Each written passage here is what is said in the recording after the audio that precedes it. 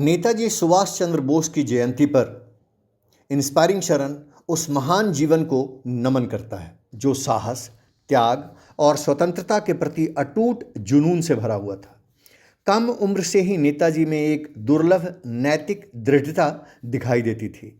उन्होंने व्यक्तिगत सुख, सांसारिक महत्वाकांक्षाएं और यहाँ तक कि भारतीय सिविल सेवा, जो उस समय की सबसे प्रतिष्ठित परीक्षाओं में से एक थी, में मिला प्रतिष्ठित पद भी छोड़ दिया ताकि वे स्वयं को पूरी तरह से भारत की आज़ादी के लिए समर्पित कर सकें।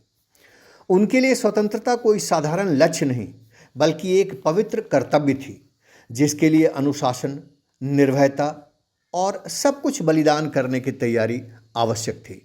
गुरुदेव रविंद्रनाथ टैगोर ने सुभाष चंद्र बोस को देश नायक करार देते हुए कहा था कि कठिन समय में किसी भी देश को एक ऐसे प्रेरित और वीर नेता की आवश्यकता होती है जो चुनौतियों से ऊपर उठकर पूरे जोश के साथ नेतृत्व कर सके, और नेताजी ने वो करके दिखाया।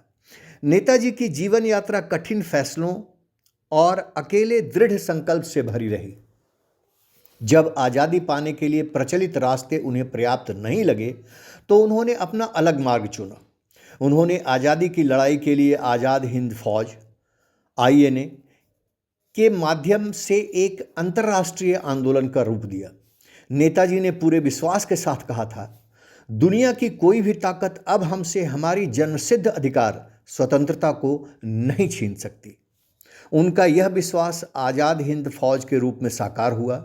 नेताजी का ओजपूर्ण आह्वान, तुम मुझे खून दो मैं तुम्हें आज़ादी दूंगा, और उनका यह कथन कि आज़ादी दी नहीं जाती, ली जाती है, यह दर्शाता है कि उनका अटूट विश्वास था कि स्वतंत्रता संघर्ष और सर्वोच्च बलिदान से ही प्राप्त होती है।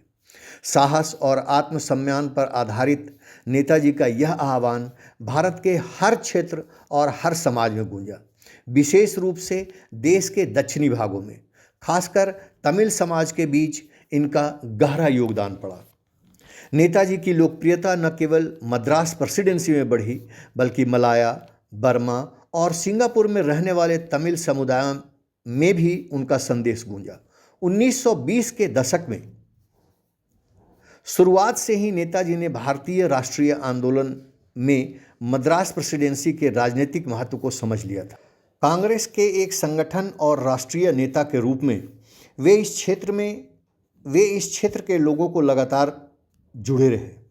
3 सितंबर 1939 को नेताजी जब मद्रास सेंट्रल स्टेशन पहुंचे तब उनका स्वागत वकील और स्वतंत्रता सेनानी एस श्रीनिवास अयंगर तथा पासुमपोन यू मुथुरालिंगा थेवर सहित अनेक समर्थकों ने किया। इस यात्रा के दौरान नेताजी की करीबी सहयोगी पासुमपोन यू माथुरालिंगा थेवर तमिलनाडु में फॉरवर्ड ब्लॉक के एक प्रमुख नेता के रूप में उभरे।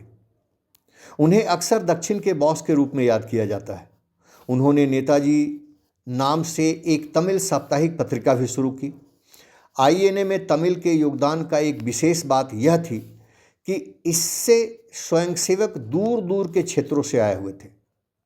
इसमें रामू थेवर भी शामिल थे जो मूल रूप से मद्रास प्रेसिडेंसी के रामनाड क्षेत्र में से थे। लगभग 14 वर्ष की उम्र में नेताजी से प्रेरित होकर वे INA में शामिल हुए और बाद में उन्हें खुफिया कार्य की जिम्मेवारी सौंपी गई। भारत पहुंचने की कोशिश के दौरान उन्हें गिरफ्तार कर लिया गया और अलीपुर जेल में बंद किया गया। उनकी मां को लिखे उनके पत्र गहरी कठिनाइयों और अडिग देशभक्ति की कहानी कहते हैं। मद्रास जेल में 1944 में उन्हें फांसी दिए जाने की जानकारी से अनजान उनकी मां 1948 तक उन्हें पत्र लिखती रही। सर्वोच्च बलिदान देने वाली रामू थेवर की उम्र उस समय केवल 18 वर्ष की थी। एक और उल्लेखनीय व्यक्तित्व लेफ्टिनेंट R माधवन पिल्लई थे जो बर्मा के रहने वाले तमिल थे। 2024 में पराक्रम दिवस के समारोह के दौरान प्रधानमंत्री श्री मोदी जी की ओर से उनको सम्मान दिया गया और दिया जाना प्रेरणादायक था। नेताजी सुभाष चंद्र बोस के आह्वान ने भारतीय महिलाओं के साहस को भी जगाया। 1943 में सिंगापुर के पदांग मैदान में उनके संबोधन ने मलाया की तमिल भारतीय महिलाओं को गहराई से प्रभावित किया, जिनमें से कई ने रबर बागानों में कठिन जीवन जिया था। भारत को कभी न देखने के बावजूद लगभग 1000 महिलाओं ने रानी झांसी रेजिमेंट के लिए स्वेच्छा से नाम लिखा। डॉक्टर लक्ष्मी स्वामीनाथन, कैप्टन लक्ष्मी सहगल के नाम से मशहूर, की वीरता व्यापक रूप से जानी जाती है, लेकिन जानकी थेवर, अंजलाई पोनुसामी, रसम्मा भूपालन का योगदान भी उतना ही प्रेरक है। जानकी थेवर ने अपने हीरे की बाली INA को दान कर दी और आगे चलकर रानी झांसी रेजिमेंट में एक वरिष्ठ पद तक पहुंची। नेताजी ने एक बार कहा था कि यदि उनका पुनर्जन्म हो तो वे तमिल के रूप में जन्म लेना चाहेंगे। नेताजी उन दुर्लभ राष्ट्रीय नेताओं में से एक थे जिसमें बौद्धिक गहराई और निडर कर्म दोनों का अद्भुत मेल था। उनका मानना था कि राजनीतिक स्वतंत्रता तो केवल शुरुआत है, असली चुनौती एक मजबूत, एकजुट और आत्मनिर्भर भारत का निर्माण करना होगा, जो अभी महसूस किया जा रहा है। भारतीय प्रधानमंत्री मोदी जी लगातार इस पर जोर देते हैं कि औपनिवेशिक मानसिकता का त्यागा जाए, भारत के मूल्यों और स्वतंत्रता सेनानियों का सम्मान किया जाए और मन एवं आत्मा की सच्ची स्वतंत्रता की ओर बढ़ा जाए। यही वह आदर्श है जिसके लिए नेताजी ने जीवन जिया और संघर्ष किया। यह दृष्टि सरकार द्वारा नेताजी की जयंती को पराक्रम दिवस के रूप में मनाने, अंडमान और निकोबार द्वीप समूह के ऐतिहासिक द्वीपों को उनके सम्मान में नामकरण करने और कर्तव्य पथ पर उनकी प्रतिमा स्थापित करने से स्पष्ट रूप से दिखाई देता है।